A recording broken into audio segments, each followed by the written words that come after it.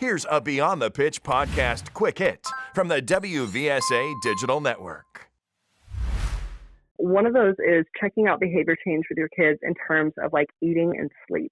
Those are two things that when we're stressed for any number of reasons, when we feel threatened, those two things tend to be the most disrupted, kind of from an outside perspective. Obviously, internally, there's a lot of stuff going on, but being able to observe something as parents, you know, if you have a kid who comes home and they're always hungry and you find out that they haven't been eating lunch, really digging into like why it is that that's happening. Is that because your lunch has been stolen, or because somebody's taking your lunch money, or because you just don't want to be in a cafeteria because you're going to be reminded of how excluded you are, or those kinds of things. Paying attention to that's really important.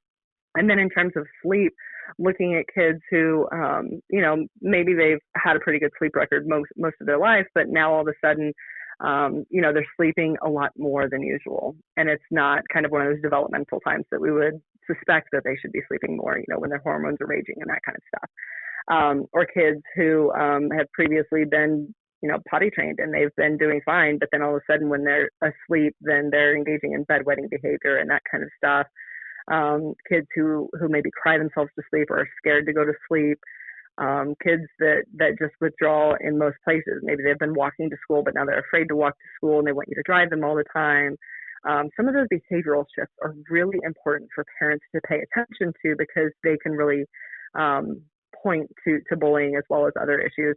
And other things parents can look at are, you know, what's happening with academic achievement. All of a sudden, has that decreased or is that different than it has been before, as well as athletic achievement. You know, maybe they've been a really confident player for a long time, and now all of a sudden they are not as confident. They're second guessing everything. They're beating themselves up for mistakes. You know, they're not wanting to show up.